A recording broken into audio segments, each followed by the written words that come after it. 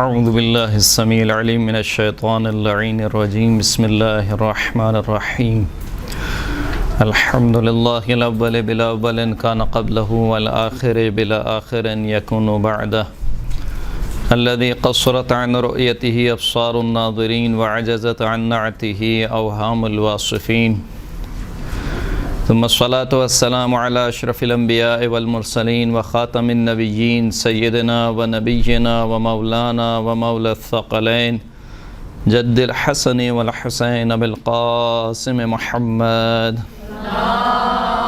اللهم صل على محمد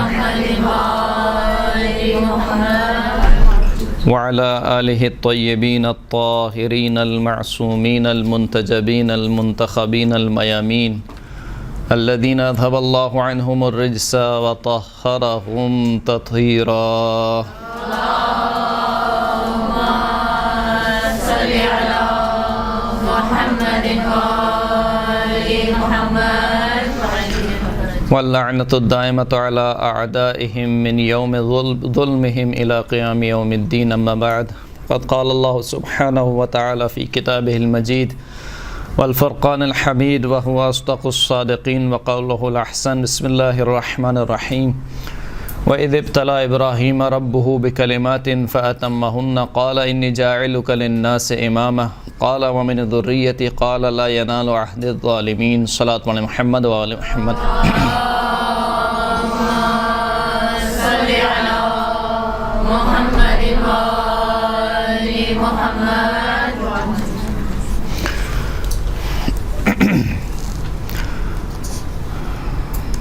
آج کا درس جس موضوع پر ہے وہ یقیناً آپ کے اذان عالیہ میں محفوظ ہوگا۔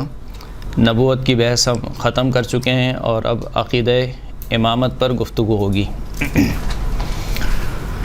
خداوند کریم قرآن مجید میں ارشاد فرما رہا ہے کہ وَإِذِ ابْتَلَىٰ إِبْرَاهِيمَ رَبُّهُ بِكَلِمَاتٍ فَأَتَمَّهُنَّ قَالَ إِنِّي جَاعِلُكَ لِلنَّاسِ إِمَامًا، اور یاد کرو اس وقت کو کہ جب ابراہیم کے رب نے ابراہیم کا امتحان لیا، مبتلا کیا ان کو بکلمات، کچھ کلمات کے ذریعے سے، فَأَتَمَّهُنَّ، حضرت ابراہیم نے ان کلمات میں کامیابی حاصل کی، ان کلمات کو تمام کیا۔ قال انی جاعلک للناس اماما، جب حضرت ابراہیم نے ان تمام کلمات کو بصورت اتم تمام کر لیا تو خداوند کریم نے کہا کہ اے ابراہیم میں تجھے لوگوں کا امام بنانے والا ہوں یا امام بنا رہا ہوں۔ قال ومن ذریتی، حضرت ابراہیم نے جیسے ہی سنا کہ اللہ نے مجھے امام بنا دیا ہے تو حضرت ابراہیم نے کہا کہ اے پروردگار میری ذریت میں بھی اس امامت کو رکھ دے۔ قال لا ینال عہد الظالمین، تو خداوند کریم نے کہا کہ یہ میرا عہدہ تمہاری ذریت میں تو رہے گا لیکن ظالمین تک یہ عہدہ نہیں پہنچے گا۔ یہ قرآن مجید کی آیت ہے۔ اب اگر دیکھا جائے علمی اعتبار سے اور تفسیری اعتبار سے تو سوال یہ پیدا ہوتا ہے کہ یہاں پر جو خداوند کریم کہہ رہا ہے کہ انی جاعلک للناس اماما، اس امام سے کیا مراد ہے؟ مسلمانوں کی تفاسیر اگر آپ اٹھا کے دیکھیں تو انتہائی عجیب و غریب باتیں دیکھنے کو ملتی ہیں۔ کچھ کہتے ہیں کہ یہاں پہ امامہ سے مراد یعنی نبوت ہے، یعنی اے ابراہیم میں تمہیں لوگوں کے لیے کیا بنا رہا ہوں؟ امام بنا رہا ہوں، یعنی نبی بنا رہا ہوں۔ اور کچھ نے یہاں پر امام کے معنی اس کے لغوی معنی لیے، امام یعنی جس کی اقتداء کی جائے، اسی لیے آپ جو پیش امام ہوتا ہے اس کو امام کہتے ہیں کیونکہ اس کی اقتداء کی جاتی ہے جماعت میں، آپ کو اس کے ساتھ ساتھ رکوع میں جانا ہوتا ہے، اس کے ساتھ ساتھ سجدے میں جانا ہوتا ہے، آپ اس کی پیروی کرتے ہیں، لہٰذا اس کو پیش امام کہتے ہیں۔ امام یعنی جس کی اقتداء کی جائے۔ تو کچھ نے کہا کہ یہاں پر امام سے مراد کیا ہے؟ نبی ہے، اور کچھ نے کہا کہ یہاں پر امام سے مراد کیا ہے کہ جس کی اقتداء اور جس کی پیروی کی جائے۔ اب سوال یہ ہے کہ یہ جو آیت ہے یہ کس وقت نازل ہو رہی ہے؟ حضرت ابراہیم پر۔ حضرت ابراہیم کی زندگی طولانی زندگی ہے۔ حضرت ابراہیم کے بہت سے واقعات قرآن مجید میں کیا ہوئے ہیں؟ نقل ہوئے ہیں۔ مثلا حضرت ابراہیم کی زندگی کا جو آغاز ہوتا ہے وہ کہاں سے ہوتا ہے؟ میں کیونکہ پچھلے درس میں سنا چکا ہوں لہذا دوبارہ ریپیٹ نہیں کروں گا، بہت سرسری میں آگے چلے جاؤں گا۔ سب سے پہلا جو آغاز ہوتا ہے کہاں پہ ہوتا ہے؟ بت پرستی کے ساتھ، درست ہے؟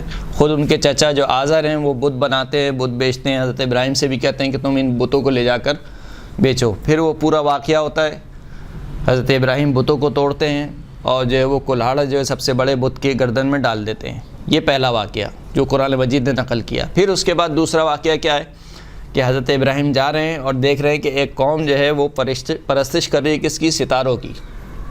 تو حضرت ابراہیم نے کہا کہ یہ میرے رب ہیں۔ پھر جب وہ ستارے ڈوب گئے تو کہا کہ انی لا احب الآفلین، میں ڈوب جانے والے کو پسند نہیں کرتا، یعنی جو ڈوب جائے وہ خدا نہیں ہو سکتا۔ پھر اس کے بعد آگے بڑھے تو اس کے بعد کیا؟ چاند کو دیکھا، کہا یہ میرا رب ہے۔ پھر جب وہ بھی ڈوب گیا تو پھر اس کے بعد سورج کو دیکھا، کہا کہ یہ میرا رب ہے۔ پھر وہ بھی ڈوب گیا تو کہا کہ میں بری ہوں، بیزار ہوں اس چیز سے کہ جس کو تم اللہ کے ساتھ شریک قرار دیتے ہو۔ یہ دوسرا واقعہ ہے۔ پھر اس کے بعد آگے چلتے بات آتی ہے کہ خود خداوند کریم کہتا ہے کہ ہم نے بڑھاپے میں ابراہیم کو اسماعیل عطا کیا، بڑھاپے میں اسماعیل اور اسحاق بڑھاپے میں عطا کیے، یعنی حضرت ابراہیم کی زندگی کا ایک حصہ گزر چکا ہے اور حضرت ابراہیم کہاں پہنچ چکے ہیں؟ بڑھاپے میں پہنچ چکے ہیں۔ وہاں پر خداوند کریم کہہ رہا ہے کہ ہم نے بڑھاپے میں ابراہیم کو کیا عطا کیے؟ اسحاق اور یعقوب، اسماعیل اور اسحاق عطا کیے۔ پھر اس کے بعد خود قرآن مجید کہتا ہے کہ حضرت ابراہیم کا واقعہ نقل کرتے ہوئے کہ ہم نے ابراہیم سے کہا کہ اپنے اس بچے کو اور اپنے جو زوجہ ہیں تمہاری ان کو چھوڑ دو مکہ میں، اور حضرت ابراہیم نے اپنے بچے کو یعنی جناب اسماعیل کو اور جناب ہاجرہ کو چھوڑ دیا اس بیابان میں۔ پھر اس کے بعد اس واقعے سے آگے نکلے تو پھر خود قرآن مجید کہتا ہے کہ جب وہی بچہ اسماعیل جوانی کو پہنچا تو ہم نے ابراہیم کو حکم دیا کہ اے ابراہیم اس جوان بچے کو کیا کرنا پڑے گا؟ ذبح کرنا پڑے گا۔ پھر حضرت ابراہیم پورا واقعہ پیش آیا، واقعہ آپ کے ذہنوں میں ہے کہ وہ لے کے گئے چلے اور اس کے بعد جو ہے وہ جنت سے نمبا آیا اور کہا کہ فدیناہ بذبح عظیم، ہم نے اس قربانی کو عظیم قربانی سے بدل لیے۔ یہ سارے واقعات ہیں ان حضرت ابراہیم کی زندگی کو اگر خود قرآن کی روح سے دیکھا جائے، ابھی ہم احادیث کی کتابوں پہ نہیں گئے، قرآن جو سب کا متفق علیہ ہے، جس میں کسی کو کوئی اختلاف نہیں ہے، سارے مسلمان اس کو قبول کرتے ہیں، خود قرآن کی نگاہ سے اگر دیکھا جائے تو حضرت ابراہیم کی جو زندگی کا جس طریقے سے گزری ہے، سیر زندگی جسے کہنا چاہیے، وہ جوانی سے لے کر تقریباً بڑھاپے تک قرآن مجید نے نقل کی ہے۔ اب اس آیت میں جو خود اہل سنت کہتے ہیں کہ یہ والی جو آیت ہے حضرت ابراہیم کی زندگی کے آخری عمر میں نازل ہوئی ہے، اس لیے کیونکہ خود قرآن مجید کہہ رہا ہے کہ وَإِذِ ابْتَلَىٰ إِبْرَاهِيمَ رَبُّهُ بِكَلِمَاتٍ فَأَتَمَّهُنَّ، جب ابراہیم کے رب نے ابراہیم کا امتحان لیا۔ کون سے امتحان ہوئے؟ یہی سارے امتحان، یہ سارے امتحان ہو گئے۔ فَأَتَمَّهُنَّ، ابراہیم نے کامیابی حاصل کر لی۔ اس کا مطلب کیا ہے کہ حضرت ابراہیم اپنی زندگی کے آخری سٹیج پر ہیں۔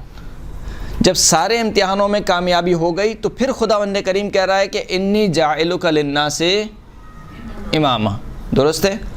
سوال یہ ہے کہ جس وقت حضرت ابراہیم بتوں سے لڑ رہے تھے اور بتوں کو توڑ رہے تھے، نبی تھے یا نہیں تھے؟ نبی تھے۔ رسول تھے یا نہیں تھے؟ اور رسول بھی تھے۔ جس وقت حضرت ابراہیم کو حکم ہوا کہ اپنے بچے کو اور اپنی بیوی کو چھوڑ دو مکہ میں بیابان میں، اس وقت نبی اور رسول تھے یا نہیں تھے؟ نبی اور رسول دونوں تھے۔ پھر اس وقت جب حضرت اسماعیل جوان ہو گئے اور کہا کہ اب اس جوان کی قربانی دینی ہے، اس کو ذبح کرنا ہے، تو کیا اس وقت حضرت ابراہیم نبی اور رسول تھے یا نہیں تھے؟ اس وقت بھی نبی اور رسول تھے۔ تو ان تمام واقعات میں حضرت ابراہیم نبی بھی ہیں اور کیا ہیں؟ رسول بھی ہیں۔ اس کا مطلب یہ کہ اب جو خداوند کریم کہہ رہا ہے کہ انی جاعلک للناس اماما، یہ نبوت اور رسالت سے ہٹ کر کوئی عہدہ ہے، کیونکہ اگر وہی نبوت ہی دینا ہوتا تو وہ تو پہلے سے نبی ہیں، درست ہے؟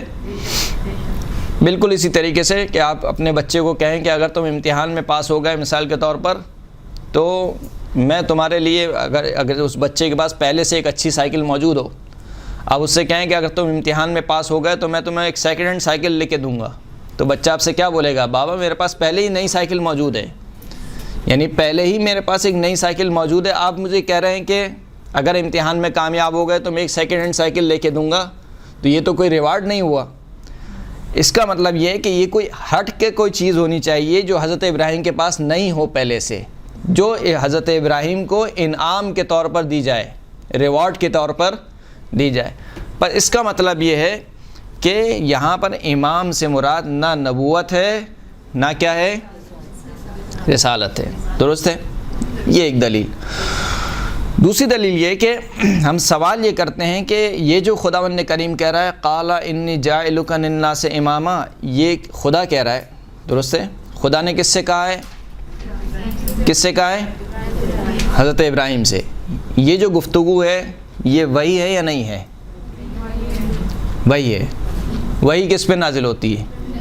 نبی پر۔ اس کا مطلب پہلے سے نبی ہیں جبھی تو وحی نازل ہو رہی نا، یعنی نبوت کے امتیازات میں سے کیا ہے؟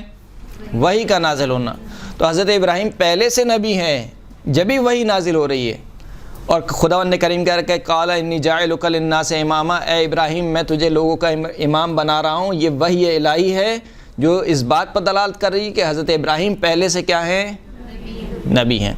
تو لہٰذا بس اب یہاں پر امام سے مراد نہ نبوت ہے اور نہ ہی رسالت ہے۔ جہاں تک رہی بات لغوی معنی کی، لغوی معنی کیا ہے؟ جس کی پیروی کی جائے، اقتداء کی جائے، تو یہ کوئی نیا مطلب نہیں ہے۔ کیا نبی کی پیروی نہیں ہوتی؟ کیا رسول کی پیروی نہیں ہوتی؟ رسول خداوند کریم کیوں بھیجتا ہے؟ تاکہ اس کی پیروی کی جائے، اس کی اقتداء کی جائے۔ نبی اس وجہ سے بھیجا جاتا ہے تاکہ اس کی پیروی کی جائے۔ تو یہاں پر لغوی معنی بھی نہیں ہے۔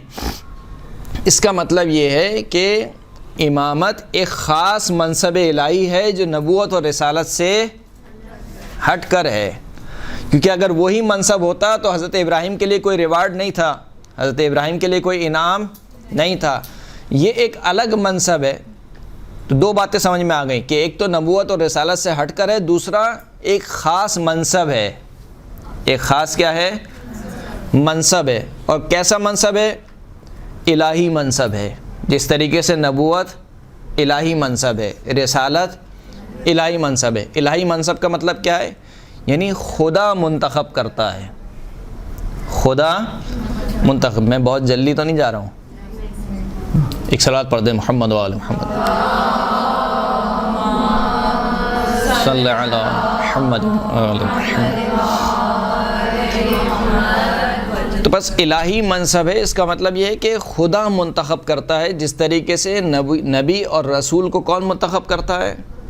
خدا منتخب کرتا ہے۔ خود خداوند کریم کا یہ قول کہ انی جاعلک للناس اماما، میں تجھے بنا رہا ہوں امام۔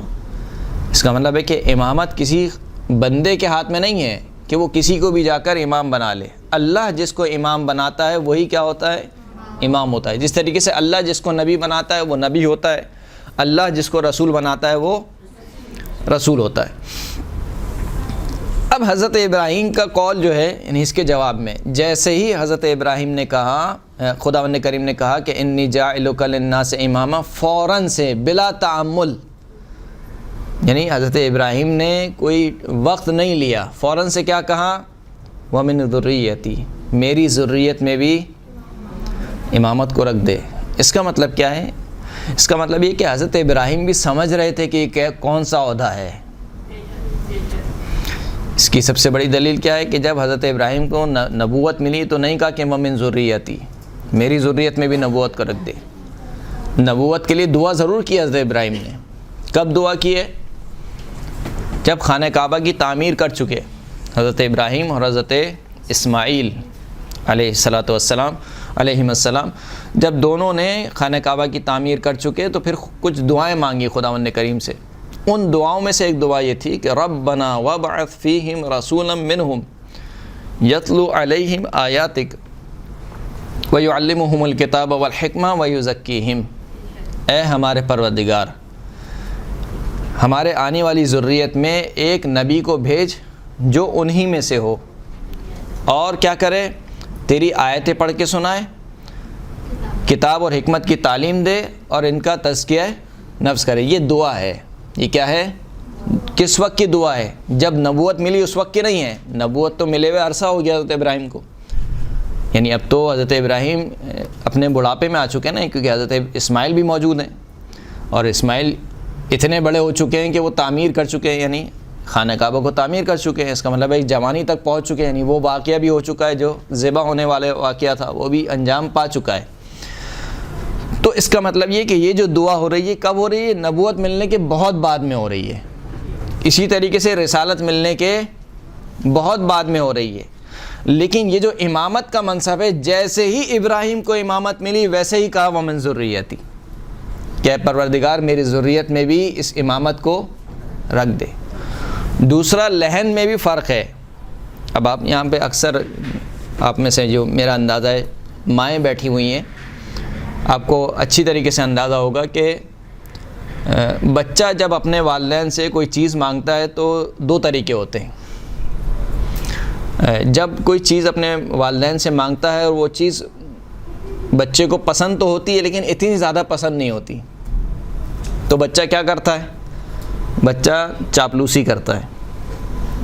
صحیح، والدین کے پاس آئے گا، مثال کے طور پر چومے گا، مثال کے طور پر میٹھی میٹھی باتیں کرے گا، صحیح ہے نا، اور پھر اس کے بعد اپنے مطلب کی بات کرے گا۔ صحیح، ماما آپ نے یہ کر لیا، فلاں کام کر لیا، اچھا ماما آپ مجھے فلاں چیز دلا دیں گی، اس طریقے سے، درست ہے؟ تو یہ چاپلوسی والا انداز ہے۔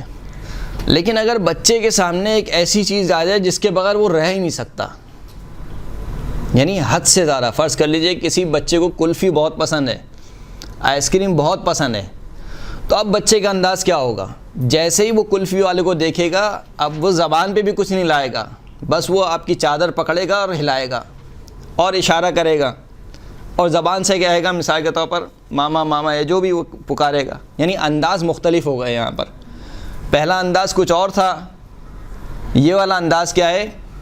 کچھ اور ہے۔ نبوت کے وقت ابراہیم کا انداز وہ والا ہے، چاپلوسی والا، کہا ربنا، ہے ہمارے پروردگار، وابعث فیہم رسولا، یعنی دعا کا انداز طولانی ہو گیا، کیونکہ مقدمہ باندھا، پہلے 4-5 دعائیں کی، پھر اس کے بعد نبوت کی دعا کی، کہ پروردگار میری ذریت میں بھی کس کو رکھ دے؟ نبوت کو رکھ دے، میری ذریت میں ایک نبی کو بھیج دے جو انہی میں سے ہو، تیری آیتیں پڑھ کے سنائے، قرآن و حکمت کی تعلیم دے، ان کو کتاب و حکمت کی تعلیم دے، اور جو ہے وہ ان کا تزکیہ نفس کرے۔ لیکن امامت کی منزل پر ابراہیم کا انداز کون سا ہے؟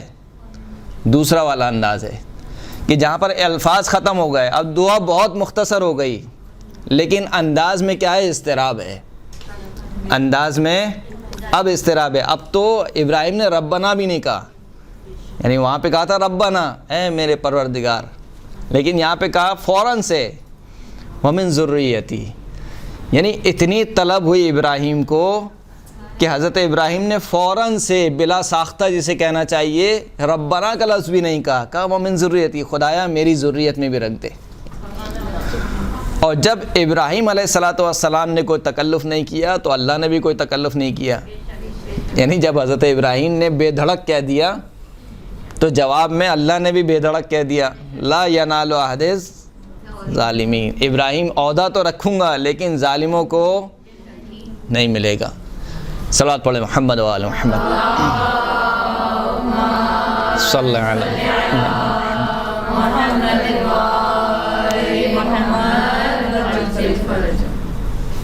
پھر جو آیت کا آخری حصہ ہے، لا ینال عہد الظالمین، یعنی میں کبھی کبھار حیران رہ جاتا ہوں کہ، اور سوچتا بھی ہوں کہ جب انسان در اہل بیت سے دور ہوتا ہے تو عقل پر پردے کیسے پڑتے ہیں، یعنی عجیب و غریب مفسرین ہیں۔ آپ کہہ رہے ہیں کہ امامہ سے مراد کیا ہے؟ نبوت ہے۔ امامہ سے مراد کیا ہے؟ مثال کے طور پر جس کی اقتداء کی جائے، یعنی کوئی خاص عہدہ نہیں ہے، کوئی خاص عہدہ نہیں ہے۔ خود آیت کہہ رہی ہے لا ینال عہد الظالمین، میرا عہدہ ظالمین تک نہیں پہنچے گا۔ اس کا مطلب ہے کہ یہ جو ابھی ابراہیم کو ملا ہے یہ کیا ہے؟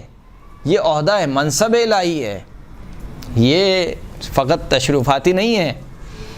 یعنی میں یہ کہنا چاہ رہا ہوں کہ خداوند کریم ہماری طرح القاب نہیں بانٹتا کہ ہم جس کو چاہے علامہ کہہ دیں، جس کو چاہے آیت اللہ کہہ دیں، جس کو چاہے جو لقب دینا چاہیں دے دیتے ہیں۔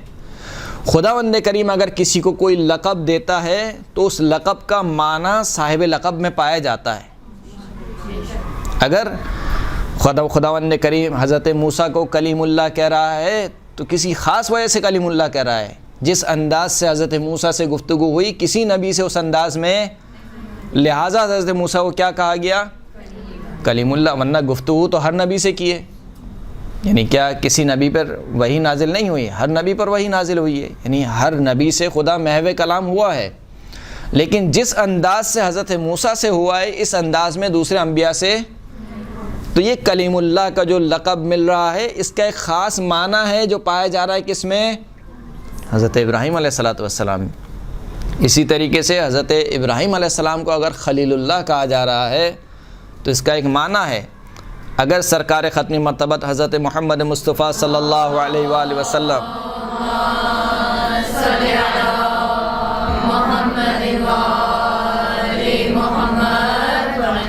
اگر سرکار کو حبیب کے لقب دیا جا رہا ہے تو اس کا ایک معنی ہے، اگرچہ کہ خلیل اور حبیب اگر آپ لغت میں جا کے دیکھیں تو دونوں کے معنی کیا ہیں؟ دوست کے، خلیل بھی دوست کو کہتے ہیں، حبیب بھی دوست کو کہتے ہیں، لیکن خدا مغفرت کرے علامہ نقن صاحب وہ فرماتے ہیں کہ خلیل اور حبیب میں فرق ہے۔ اگر میں کسی سے دوستی کرنا چاہوں تو مجھے کہا جائے گا خلیل، یعنی میں کسی سے دوستی کرنا چاہوں جو مجھ سے رتبے میں بڑا ہو اور میں اس سے دوستی کرنا چاہ رہا ہوں تو اسے کیا کہا جائے گا؟ خلیل۔ لیکن اگر وہ ذات جو رتبے میں مجھ سے بڑی ہے اور وہ چاہے کہ میں اس کا دوست ہو جاؤں تو پھر کیا کہا جائے گا؟ حبیب۔ تو ابراہیم وہ ہیں جو ابراہیم چاہتے ہیں کہ اللہ ان کا دوست ہو جائے، محمد مصطفیٰ وہ ہیں کہ اللہ چاہتا ہے کہ محمد ان کے دوست ہو جائے۔ صلی اللہ علیہ محمد۔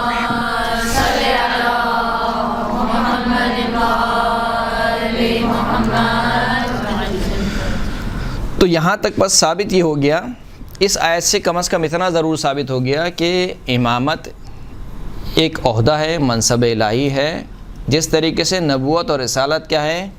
ایک منصب الہی ہے، اور جس طریقے سے نبوت کا انتخاب اور رسول کا انتخاب خدا کے ذمے، خدا جسے چاہتا ہے نبی منتخب کرتا ہے یا رسول منتخب کرتا ہے، بالکل بعین ہی اسی طریقے سے امامت بھی ہے۔ اس کا انتخاب کس کے ہاتھ میں ہے؟ اللہ کے ہاتھ میں ہے، لوگوں کے ہاتھ میں نہیں ہے۔ اگر یہ کہا جائے کہ اس کا انتخاب اللہ کے ہاتھ میں ہے اور لوگوں کے ہاتھ میں نہیں ہے اور یہ ایک منصب الہی ہے، اس کا مطلب یہ کہ امامت کی بحث کس میں سے ہو جائے گی؟ اصول دین میں سے ہوگی یا فروع دین میں سے؟ اصول دین میں سے ہوگی۔ کیوں اصول دین میں سے ہوگی؟ ایک بحث ہے کہ آیا امامت کی جو بحث ہے وہ آیا اصول دین میں سے ہے یا فروع دین میں سے؟ اہل سنت کے اکثر جو علماء ہیں، جو جسے کلامی علماء کہا جاتا ہے، یعنی علم کلام کے ماہر، یعنی عقائد کے ماہر، وہ یہ کہتے ہیں کہ امامت ایک فروعی مسئلہ ہے، یعنی اصول دین کا مسئلہ نہیں ہے۔ کیوں فروعی مسئلہ ہے؟ کیونکہ وہ کہتے ہیں کہ رسول اللہ کے چلے جانے کے بعد مسلمانوں پر واجب کفائی ہے کہ وہ اپنے لیے امام منتخب کریں، کسی کو امام منتخب کریں۔ تو بس یہ جو واجب ہے یہ کون سا واجب ہے؟ واجب شرعی ہے، اور جب واجب کی بات آ گئی اور وہ بھی لوگوں کے اوپر واجب کی بات آ گئی تو اس کا مطلب یہ کہ یہ مسئلہ کس میں سے ہو گیا؟ فروع دین میں سے ہو گیا۔ جبکہ مکتب امامی اور مکتب تشیع کے نزدیک امامت کا جو مسئلہ ہے وہ کس میں سے ہے؟ اصول دین میں سے، نہ کہ فروع دین میں سے۔ کیونکہ امامت جو ہے وہ اگر ایک لحاظ سے دیکھا جائے تو امتداد ہے، امتداد یعنی وہی سلسلہ جاری ہے جو نبوت کا سلسلہ جاری تھا، مگر یہ کہ اب نبوت ختم ہو گئی اور کوئی وحی نازل نہیں ہوگی، لیکن جو امامت کے اہداف ہیں وہ بالکل وہی ہیں جو ایک نبی کے ہدف ہیں، اہداف ہیں۔ نبی کے بارے میں کیا کہا کہ هو الذی بعث فی الامیین رسولا منہم یتلو علیہم آیاتہ ویزکیہم ویعلمہم الکتاب والحکمہ۔ خداوند کریم وہ ہے کہ جس نے تم ہی میں سے یعنی امیین میں سے ایک رسول کو بھیجا۔ امی کسے بولتے ہیں؟ دو احتمال ہیں یہاں پر، کیونکہ مکہ کو اس وقت ام القریٰ کہا جاتا تھا۔ ام القریٰ یعنی تمام قریوں کی ماں، تمام شہروں کی ماں، اور رسول اللہ کا تعلق کہاں سے تھا؟ مکے سے تھا، اور مکے کے رہنے والوں کو امی کہا جاتا تھا، لہٰذا رسول خدا کے لیے کہا گیا کہ امیین میں سے ایک رسول بھیجا، یعنی مکے والوں میں سے ایک رسول بھیجا۔ دوسرا جو احتمال ہے وہ یہ کہ امی اس شخص کو کہا جاتا ہے کہ جو ابھی تازہ جس کی ولادت ہوئی ہو، اور جب انسان تازہ جس کی ولادت ہوتی ہے تو پڑھا لکھا نہیں ہوتا، جاہل ہوتا ہے، جس نے نہ کوئی مدرسہ دیکھا ہے نہ کوئی اسکول دیکھا ہے، اس کو کہا جاتا ہے، یعنی ان پڑھ شخص کو کیا کہا جاتا ہے؟ امی کہا جاتا ہے۔ مکے والوں میں سے اکثریت کیا تھی؟ ان پڑھ کی تھی، وہ لکھنا پڑھنا نہیں جانتے تھے۔ کہا جاتا ہے کہ شاید، جو میرا حافظہ جہاں تک کام کر رہا ہے، کہ شاید 8 افراد ایسے تھے فقط مکے میں جو لکھ سکتے تھے یا پڑھ سکتے تھے، تو لکھنا پڑھنا نہیں جانتے تھے۔ کہا کہ امیین میں سے وہ جو لکھنے پڑھنے والے افراد نہیں ہیں، یعنی مکے والے، ان میں سے ہی ہم نے ایک رسول کو بھیجا۔ ان میں سے بھیجنے کا مطلب یہ نہیں ہے کہ رسول بھی ان کے جیسا ہی ہے، یعنی اگر نعوذ باللہ اگر وہ مکے والے ان پڑھ ہیں گے تو ایسا نہیں ہے کہ ہمارا رسول بھی کیا ہے؟ ان پڑھ ہے، جاہل ہے، نعوذ باللہ، ایسا نہیں ہے۔ البتہ یہاں پر مفسرین ایک اور تعویل کرتے ہیں امی کی، وہ یہ کہ امی اس کو کہا جاتا ہے کہ جس نے کسی معلم کے سامنے زان و ادب طے نہ کیے ہوں، کسی مدرسے میں نہ گیا ہو۔ رسول اللہ کو امی اس وجہ سے کہا گیا کہ رسول اللہ نے جو تعلیم حاصل کی اپنے جیسے کسی بھی شخص سے تعلیم حاصل نہیں کی، یعنی کسی نے نہیں دیکھا کہ رسول اللہ کسی مدرسے میں گئے ہوں یا کسی شخص نے رسول اللہ کو کوئی تعلیم دی ہو۔ کیونکہ رسول اللہ کسی مدرسے میں نہیں گئے اور کسی شخص نے رسول اللہ کو کوئی تعلیم نہیں دی، لہٰذا رسول اللہ کو کیا کہا جاتا ہے؟ امی کہا جاتا ہے۔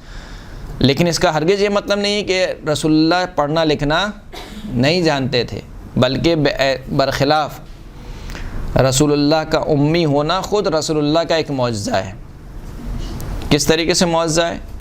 کہ وہ شخص جس نے نہ کوئی مدرسہ دیکھا ہو، نہ کوئی ٹیوشن دیکھی ہو، نہ کوئی اسکول دیکھا ہو، اس کے باوجود وہ ایسا کلام کر رہا ہے کہ تمام عرب عاجز ہے اس کا جواب لانے سے۔ یہ کیا ہے؟ یہ خود رسول اللہ کا معجزہ ہے، اور یہ ایک حکمت خداوند کریم میں سے کہ رسول خدا نے کبھی لکھا نہیں، یعنی کاغذ قلم اٹھا کے لکھا نہیں۔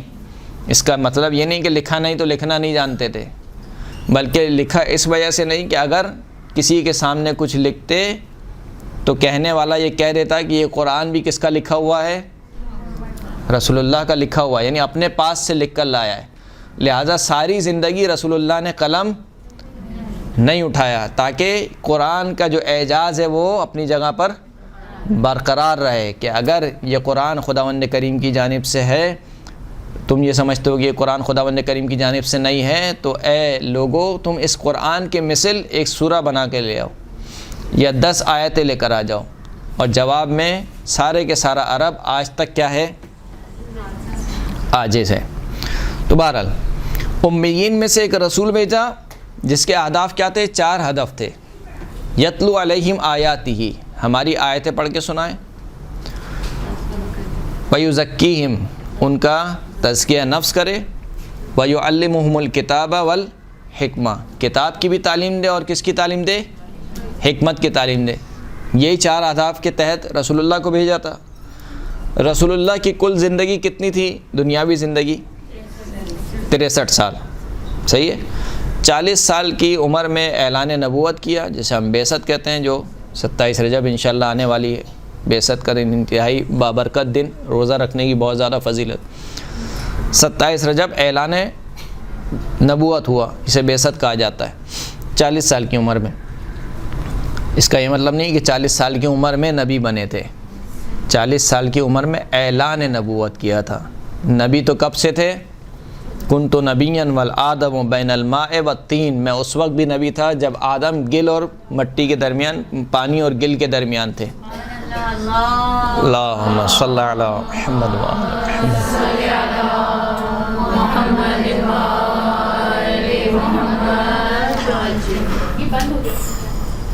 کیمرہ بند ہو گیا، چلیں اچھا ہوا۔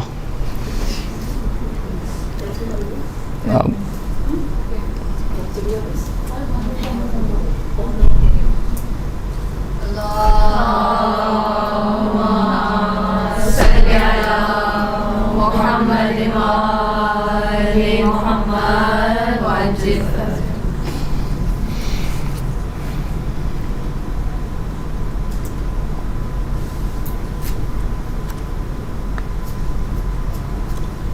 عام طور پہ ایسا ہو جائے تو کیا ہوتا ہے؟ درس جاری رہتا ہے یا درس سوکھ جاتا ہے؟ جی درس جاری رہتا ہے. اچھا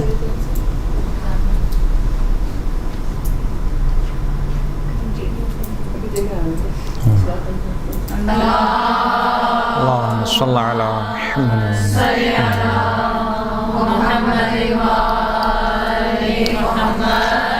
محمد. تو یہ 4 اہداف تھے رسول اللہ کو بھیجنے کے کہ وہ تلاوت کریں آیات کی، تزکیہ نفس کریں، کتاب کی تعلیم دیں اور حکمت کی تعلیم دیں. 40 سال کی عمر میں اعلان نبوت ہوا، یعنی 40 سال میں تو نبوت ابھی کیا ہو رہی ہے؟ آغاز ہو رہی ہے. کل عمر کتنی ہے عمر مبارک؟ یعنی 40 سال آپ نکال دیں تو کتنے بچتے ہیں؟ 23 سال. 23 سال میں سے 10 سال جو ہیں وہ مکے والوں کے ساتھ شکنجے میں، یعنی کبھی مکے والے اذیتیں پہنچا رہے ہیں، کبھی کچھ کر رہے ہیں کفار کے ساتھ، یعنی اس میں تو تعلیم تو کیا وہ اپنی جان بچ جائے بڑی بات ہے. کبھی جو ہے وہ جو قریش کے نوجوان ہیں مثال کے طور پر ان کو پیچھے لگا دیا اور وہ پتھر مار رہے ہیں، کبھی جو ہے وہ کوڑا پھینکنے والی کوڑا پھینک رہی ہے، یعنی عجیب عجیب طریقے سے رسول خدا کو اذیت پہنچائی جا رہی ہیں. اور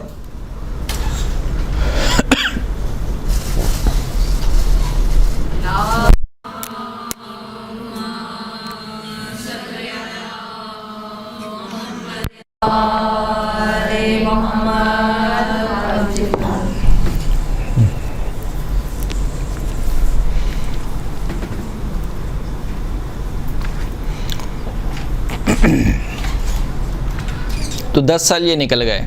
اب 10 سال میں سے باقی کتنے بچے؟ 13 سال. پہلی ہجری گزر گئی، دوسری ہجری میں پھر جنگ شروع ہو گئی. کون سی جنگ؟ جنگ بدر. 3 ہجری نکل گئی، 4 ہجری نکل گئی، 5 ہجری میں کون سی جنگ ہوئی؟ جنگ خندق. پھر اسی طریقے سے یعنی یہ 10 سال بھی جنگوں میں رہے. بدر، خندق، احد اور تبوک اور حنین، یہ 10 سال بھی کس میں گزرے؟ تقریباً جنگوں میں گزرے. تو اگر دیکھا جائے تو ایک طریقے سے رسول اللہ کو بہت کم موقع ملا. لیکن اس کا یہ مطلب نہیں کہ نعوذ باللہ رسول خدا کو بالکل ہی رسول خدا نے کوئی کام نہیں کیا، ایسا نہیں ہے. نہیں، رسول خدا نے بہت بڑا کام کیا ہے، بہت بڑا کام.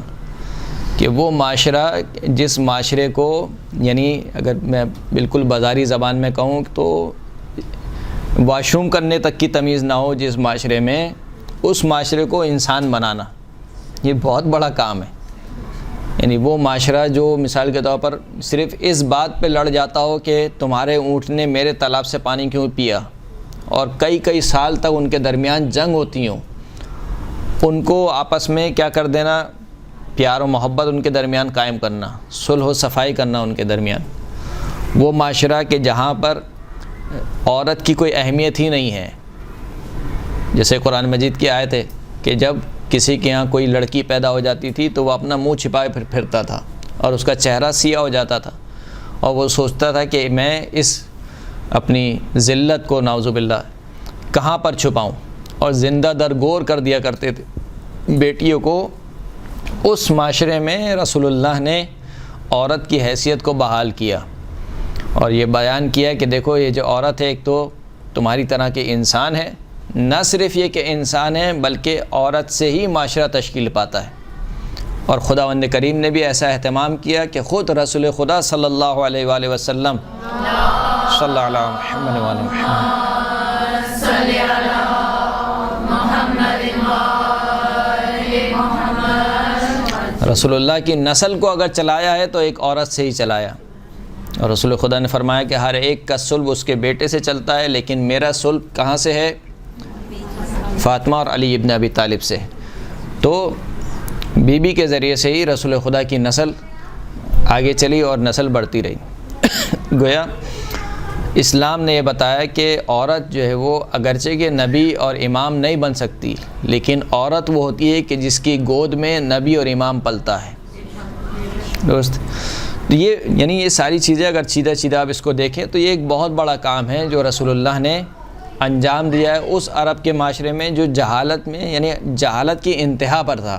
یہاں پر انسانیت نام کی کوئی چیز نہیں تھی. اگر کوئی اخلاقی اقدار آپ کو ملتی بھی تھی وہاں پر تو وہ صرف اپنی انانیت کی بنا پر تھیں. مثال کے طور پر کیا کہا جاتا ہے کہ عرب بہت مہمان نواز تھے. کیوں مہمان نواز تھے؟ اس لیے کہ اگر مہمان کو کوئی آنچ پہنچ جائے تو وہ یہ سمجھتے تھے کہ ہماری عزت داؤں پر لگ گئی ہے. یعنی اپنی انانیت کی وجہ سے وہ کیا تھے؟ مہمان نواز تھے. وَإِلَّا یعنی ان میں اخلاق نام کی کوئی چیز نہیں تھی.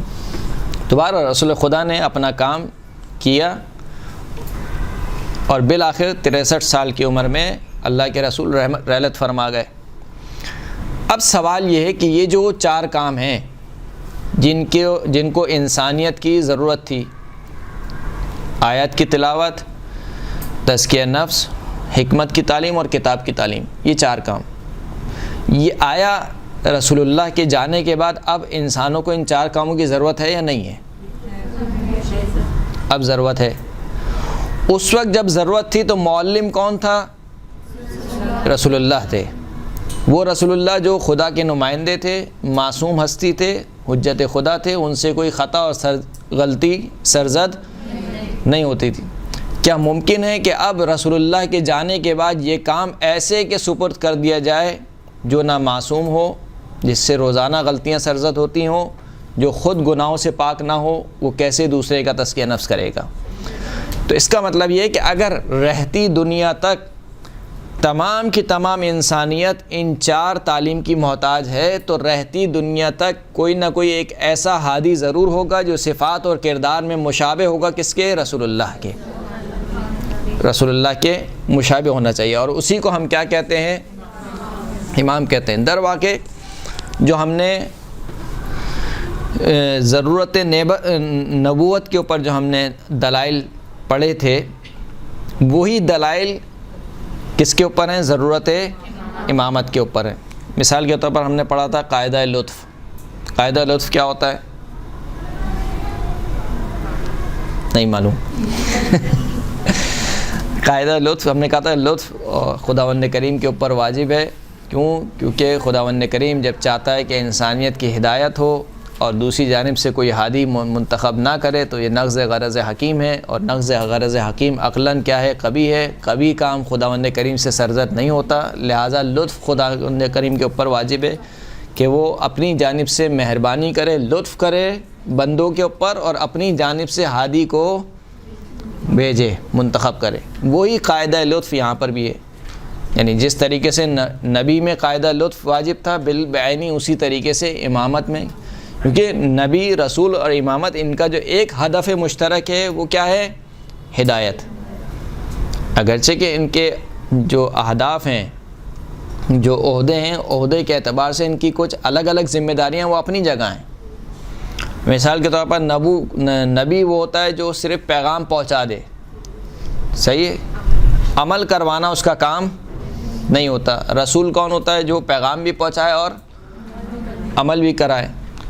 اولو العزم یعنی رسولوں میں سے بھی صاحب عزم، اولو العزم انبیاء کون ہوتے ہیں؟ جو نہ صرف یہ کہ ایک خبر کو پہنچاتے ہیں، معاشرے میں اس کو نافذ کرتے ہیں، بلکہ ایک نئی شریعت کو لے کر آتے ہیں جو پرانی والی شریعت کو کیا کر دیتی ہے؟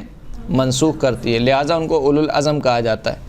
تو ہر جو ان کا عہدہ ہے اس اعتبار سے ان کے الگ الگ کچھ کام ہیں گے، لیکن ان کا جو ایک ہدف مشترک ہے، چاہے وہ رسول ہو، چاہے وہ نبی ہو، چاہے وہ امام ہو، وہ مشترک ہدف کیا ہے؟ ہدایت. وہ ہدایت جو ضروری ہے، اب چاہے وہ کتاب کی شکل میں ہو، چاہے وہ کتاب کی تعلیم کی شکل میں ہو، چاہے وہ تزکیہ نفس کی شکل میں ہو، بہرحال ہدایت انسان کی ضروری ہے. اس ہدایت کے لیے کوئی انتظام ہے یا نہیں ہے؟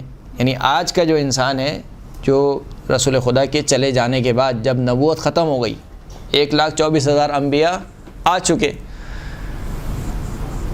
اس کے بعد والے انسان کیا خداوند کریم سے یہ سوال کرنے کا حق رکھتے ہیں یا نہیں رکھتے؟ یعنی اگر ہم فرض کر لیں کہ نبوت ختم ہو گئی اور اب کوئی امامت نہیں ہے، 1,24,000 انبیاء چلے گئے، آخری نبی سرکار ختمی مرتبت تھے، اب ان کے بعد نہ کوئی نبی ہے نہ کوئی امام ہے، فرض کر لیتے ہیں. تو یہ جو 1400 سال سے جتنے انسان دنیا میں آئے ہیں اب تک اور قیامت تک آتے رہیں گے، یہ سارے کے سارے انسان کیا خداوند کریم سے سوال کرنے کا حق نہیں رکھتے کہ خدایا تو نے پہلے والوں کے لیے تو نبی بھیج دیا، ہمارے لیے کیا کیا؟ یعنی ہمارے پاس تو نہ کوئی نبی ہے، نہ کوئی رسول ہے، نہ کوئی امام ہے، تو وہ ہم سے افضل تھے کہ ان کے لیے تو نے اتنا اہتمام کیا کہ ایک معصوم نبی کو بھیجا، ایک معصوم رسول کو بھیجا، اور ہم اتنے گرے ہوئے تھے کہ ہمارے لیے ہم جیسوں کوئی مثال کے طور پر منتخب کر لیا جو خود ہمارے جیسے ہیں۔ تو بہرحال یہ سوال بنتا ہے یا نہیں بنتا ہے؟ اس کا مطلب یہ ہے کہ رسول کے بعد بھی کوئی ایک ایسا عہدہ ہونا چاہیے جو من جانب اللہ ہو، اللہ کی جانب سے ہو، اسی طریقے سے معصوم ہو جس طریقے سے نبی اور رسول معصوم ہوتا ہے، اور اس کا کام بھی وہی ہو یہ رسول اور نبی کا کام ہے، یعنی ہدایت کرنا۔ ایک صلوات پڑھے محمد و آل محمد۔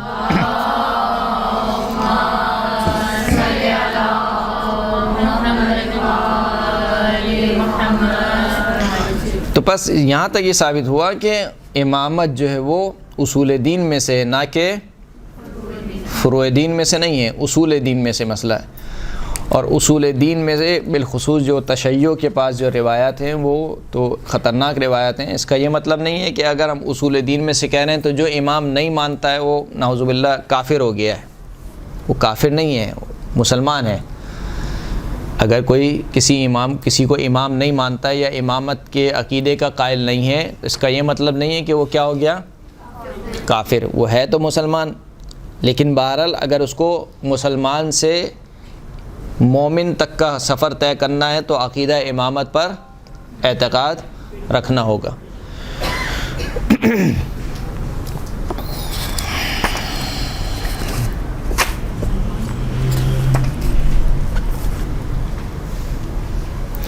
امامت کے جو اہداف ہیں وہ ہم نے بیان کر دیے کہ امامت کا ہدف کیا ہوتا ہے۔ امامت کا ہدف دو چیزیں ہیں، ایک یہ کہ آیات کی تفسیر بیان کرے،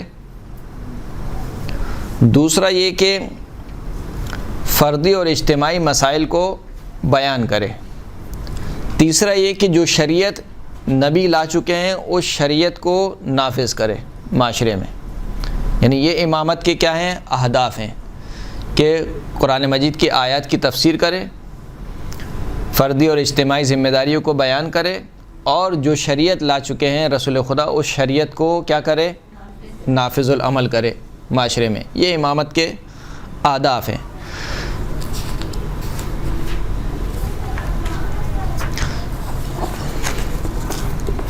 مرو کے مقام پر 8ویں امام امام علی رضا علیہ الصلوۃ والسلام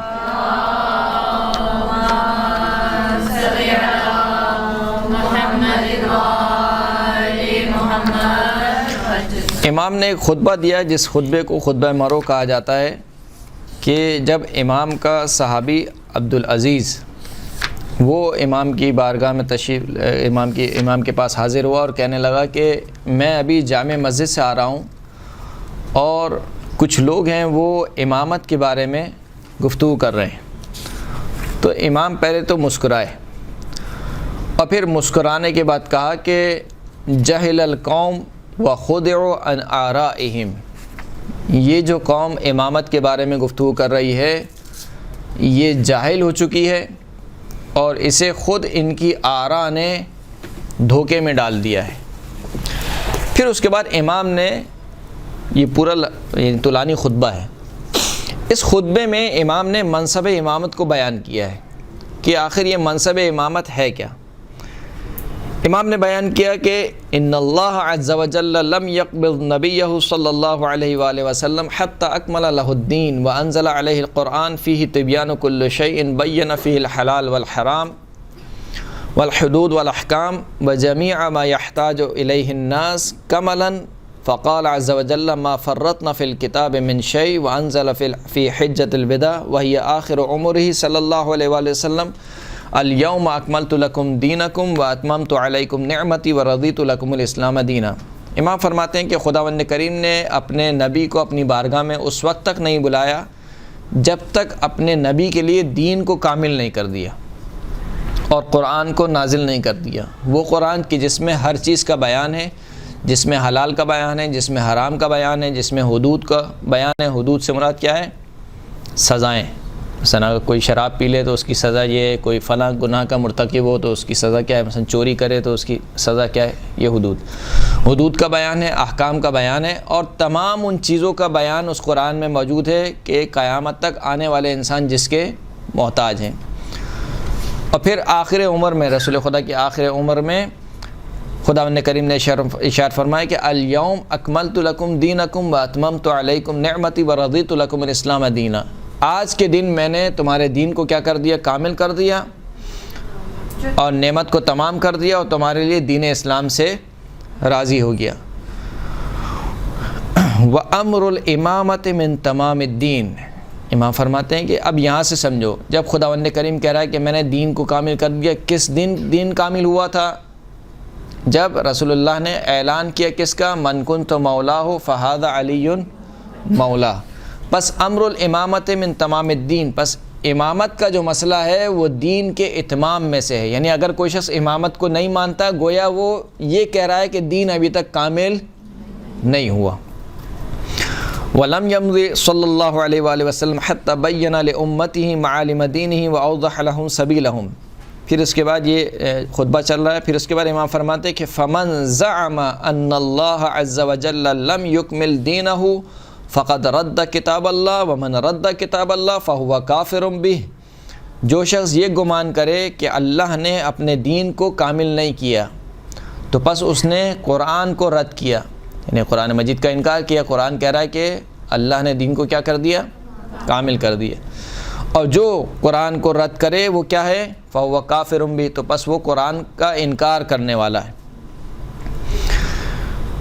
هل يعرفون قدر الامامت ومحلها من الامت فيجوز فيها اختیارهم، کیا یہ جو امت ہے جو امامت کے بارے میں گفتگو کر رہی ہے، کیا یہ امت امامت کی قدر و منزلت کو پہچانتی ہے کہ اس کے لیے جائز ہو جائے کہ اپنے لیے کیا منتخب کرے، امام منتخب کرے؟ یہ بہت بڑا جملہ ہے سمجھنے کے لیے، تھوڑی سی تشریح یہاں پر چاہوں گا، اگرچہ کہ آپ لوگوں کو نیند آ رہی ہے لیکن کیا کروں۔ بہرحال ایک صلوات پڑھیں مل کر، صلی اللہ علیہ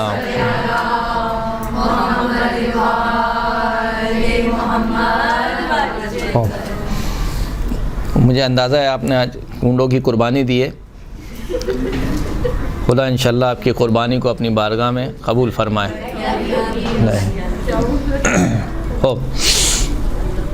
امام کہہ رہے ہیں کہ کیا یہ امت امامت کی قدر و منزلت کو پہچانتی ہے کہ ان کے لیے جائز ہو جائے، ممکن ہو جائے کہ یہ کسی کو اپنا امام بنا سکیں؟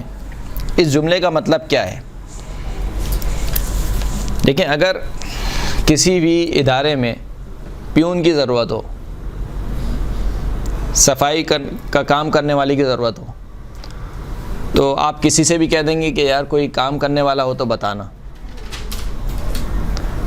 اور وہ جو جس سے بھی آپ کہیں گے کام کرنے والا، وہ کوئی کسی بھی بندے کو لے آئے گا، تو کیا آپ اس بندے کا سرٹیفکیٹ دیکھیں گے کہ اس نے گریجویشن کیا ہوا ہے، یا مثال کے طور پر اس نے کوئی اکاؤنٹنٹ میں کوئی سی اے کیا ہوا ہے، یا اس نے مثلا کسی فیلڈ میں پی ایچ ڈی کی ہوئی ہے؟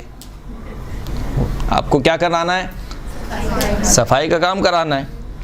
آپ کے لیے بس اتنا کافی ہے کہ ایماندار بندہ ہو، یعنی ایمانداری سے آئے کام کرے اور چلے جائے، باقی وہ پڑھا ہوا ہے نہیں ہے، لکھا ہوا ہے نہیں ہے، اس کے میٹرک پاس کیا ہے نہیں کیا ہے، انٹر کیا ہے نہیں کیا، آپ کو اس سے کیا سروکار ہے؟ آپ کو جو کام کرانا ہے اس کے لیے آپ کو بندہ چاہیے۔ لیکن اگر پوسٹ مختلف ہو جائے، آپ سے کہا جائے یار اس ادارے کے لیے ایک سی او درکار ہے، تو کیا اب بھی آپ ہر کسی کو اہل میلے کو مثال کے طور پر بول دیں گے کہ یار ایک بندہ دکھا دینا مجھے جو اس ادارے میں اس پوسٹ کے لیے کام کر سکے؟ اور اب جو آنے والا بندہ ہوگا، اب آپ اس کی ہر چیز چیک کریں گے، کتنا پڑھا ہوا ہے، کتنا تجربہ ہے، درست ہے؟ کیوں کریں گے؟ اس لیے کہ پوسٹ بہت مہم ہے۔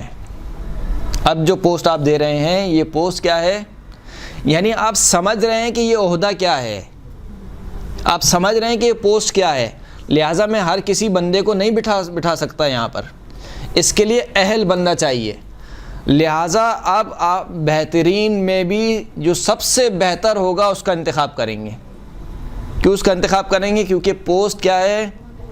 آپ سمجھ رہے ہیں کہ یہ پوسٹ کیا ہے؟ امام فرماتے ہیں کہ یہ بیچارے سمجھتے ہی نہیں ہیں امامت کیا ہے، تو کیسے منتخب کریں گے اپنے لیے امام کو؟ یعنی ممکن نہیں ہے۔ یعنی انسان اس وقت منتخب کر سکتا ہے امام کو جب خود سمجھتا ہو کہ امامت کیا ہے۔ جب مجھے خود ہی نہیں معلوم امامت کیا ہے تو میں کس طریقے سے منتخب کروں گا امام کو؟ صلوات پڑھے محمد و آل محمد، صلی اللہ علیہ محمد۔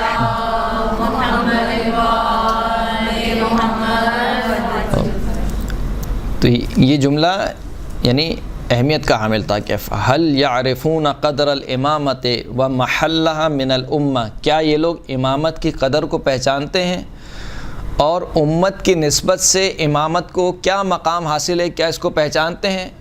کہ اگر یہ پہچانتے ہوتے فیجوز لہم اختیارہم، تو ان کے لیے امام کو اختیار کرنا کیا ہو جاتا؟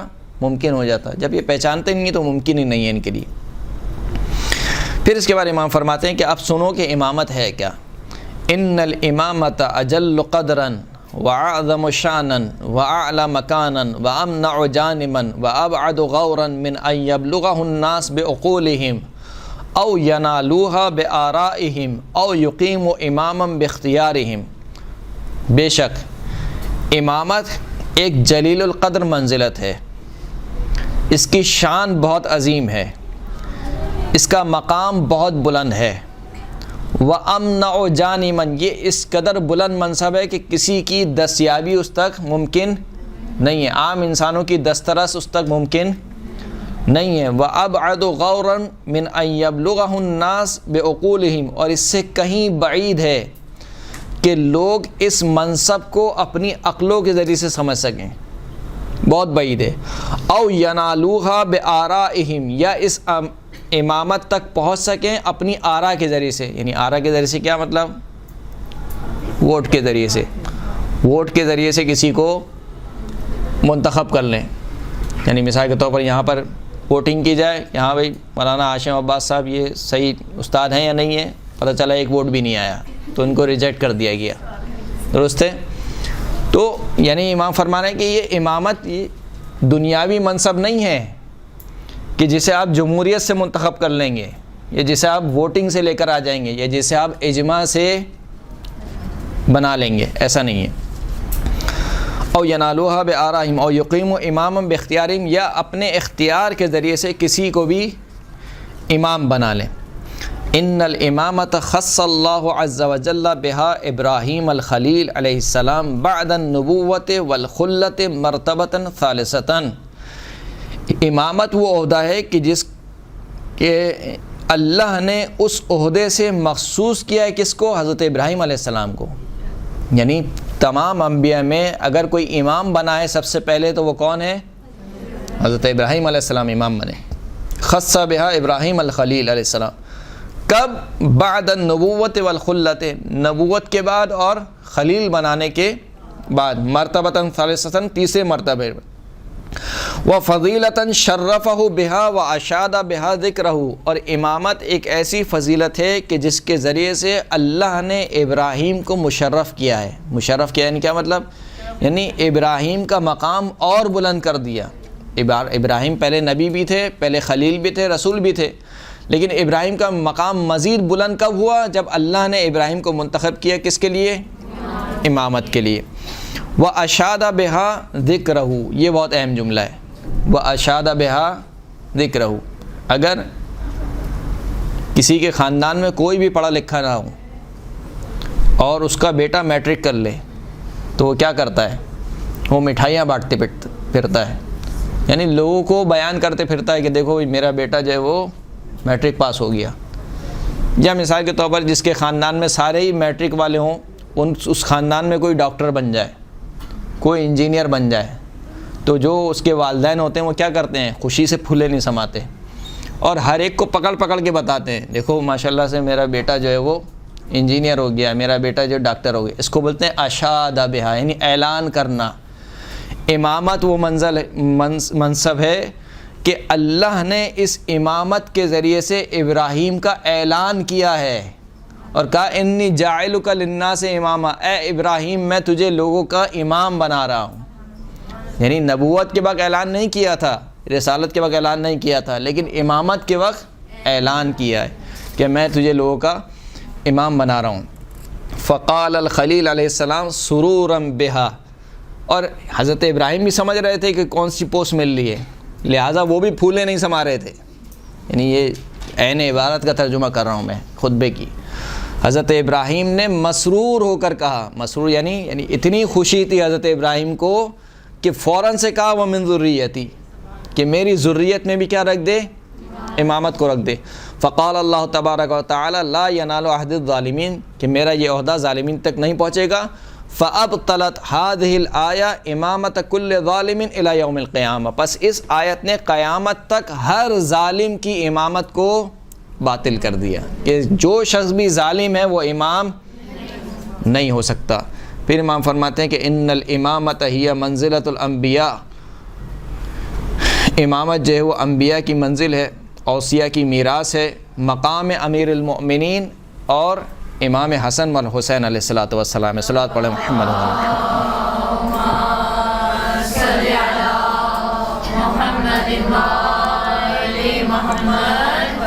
یہ خطبہ بہت طولانی ہے، کبھی آپ کو موقع ملے تو اس خطبے کو پڑھیے گا، سمجھیے گا، اور اس خطبے میں امام نے بالخصوص امامت کے منصب کو سمجھایا ہے کہ یہ امامت کا منصب کیا ہے۔